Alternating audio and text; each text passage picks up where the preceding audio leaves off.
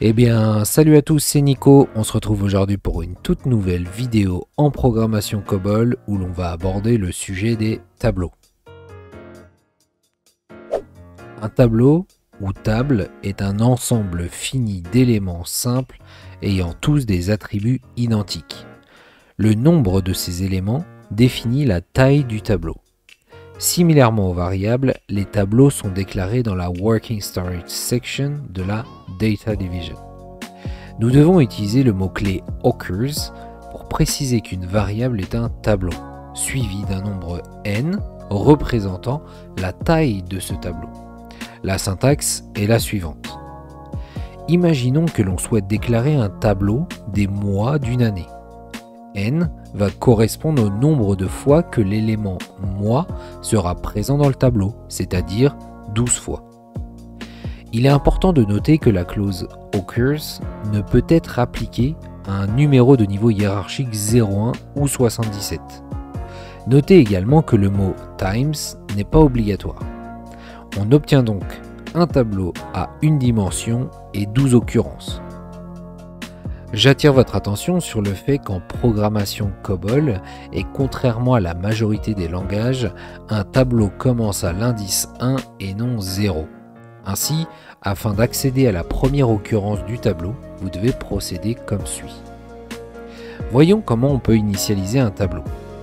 Lors de la déclaration d'un tableau en working, nous pouvons initialiser les éléments à 0 pour des éléments numériques ou à space pour des éléments alphanumériques, et tout cela à l'aide de la clause value.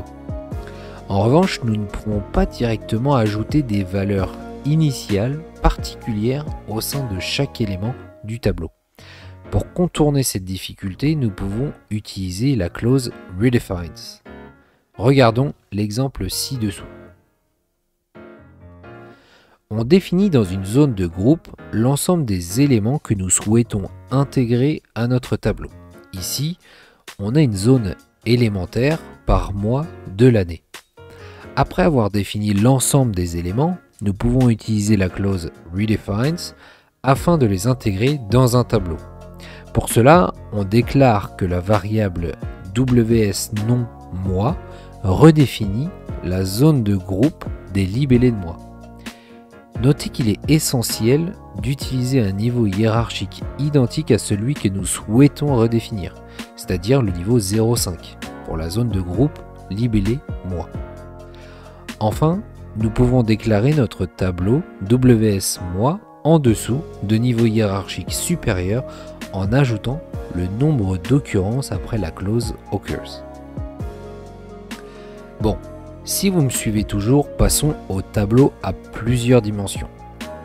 Ces tableaux imbriqués peuvent contenir au maximum 7 dimensions. Pour déclarer un tableau à plusieurs dimensions, nous devons obligatoirement utiliser une zone de groupe.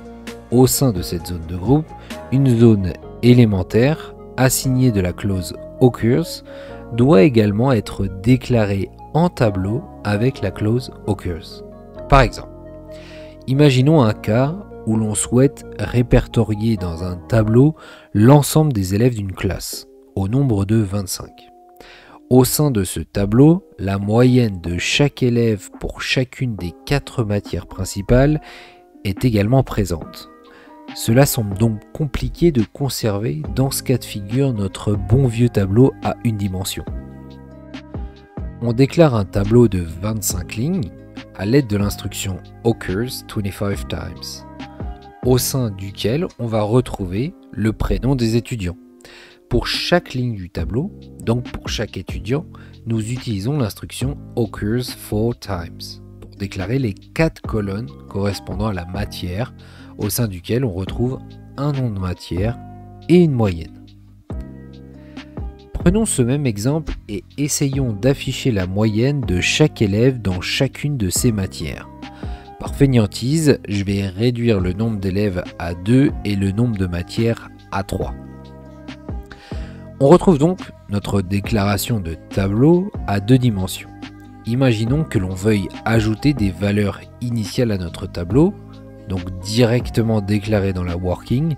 Nous allons devoir, comme pour le tableau de mois que l'on a déclaré précédemment, utiliser la clause redefines.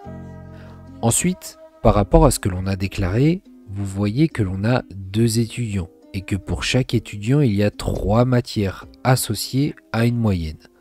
Ainsi, dans notre tableau qui va être redéfini, on ajoute un premier étudiant suivi de la matière et de sa moyenne. Par exemple, français, maths et histoire. On effectue les mêmes déclarations pour le second étudiant. Ensuite, dans la Procedure Division, vous allez remarquer la présence de quelques nouveautés, telles que les variables i et j, qui sont des indices. Nous allons aborder ces notions dans la prochaine vidéo. Vous pouvez garder dans un coin de la tête que les indices nous permettent de parcourir un tableau.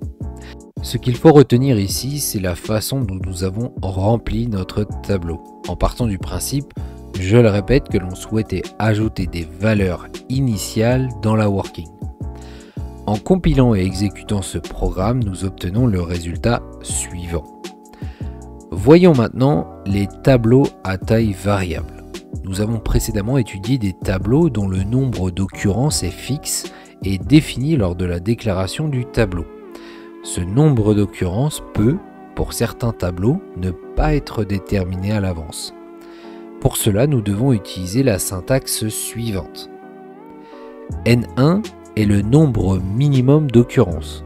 La valeur de N1 doit être supérieure ou égale à 0 et inférieure à la valeur de N2. Dans le cas où N1 n'est pas spécifié, la valeur de 1 est considérée comme le nombre minimum d'occurrences. Dans ce cas de figure, le mot-clé to doit être supprimé. N2 est le nombre maximum d'occurrences. Évidemment, la valeur de N2 doit être supérieure à la valeur de N1. Défaut est, comme son nom l'indique, le nombre d'occurrences par défaut. Celui-ci doit être situé entre la valeur de N1 et la valeur de N2. COBOL nous offre également la possibilité de trier nos tableaux. Prenons un exemple où l'on déclare un tableau de prénoms à une dimension de 5 occurrences. Je pars de ce que l'on sait déjà faire maintenant. Je déclare 5 prénoms que je vais ensuite redéfinir dans une zone de groupe où se trouve une zone élémentaire avec la clause occurs de 5. Pour parcourir le tableau, j'utilise un indice. N'y prêtez pas encore attention, nous verrons cela prochainement. En compilant et exécutant ce code, nous obtenons le résultat suivant. Lors de l'affichage, les prénoms sont bien listés dans le même ordre que nos déclarations de prénoms. Nous pouvons ajouter le bout de code suivant afin de trier le tableau, ici dans l'ordre décroissant. Ce coup-ci, qu'est-ce que l'on obtient en compilant et exécutant le code? Eh bien, les prénoms apparaissent bien dans l'ordre décroissant et ne respectent plus l'ordre défini par l'ordre de déclaration.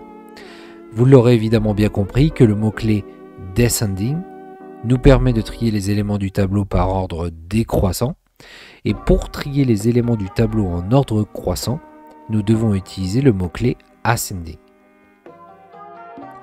Et bien voilà, on en a terminé pour les bases sur ces notions de tableau. Dans la prochaine vidéo, nous allons continuer à étudier les tableaux où nous aborderons les notions d'indice et d'index permettant de parcourir ces tableaux. Pour le moment, je vous invite à aller consulter notre site From Zero to COBOL si vous souhaitez en savoir plus sur ces notions et bénéficier de la formation complète en COBOL en partant de zéro. En attendant, si vous avez apprécié cette vidéo, n'hésitez pas à lâcher les pouces bleus, les abonnements, les commentaires. On se dit à très vite pour une prochaine vidéo. Ciao!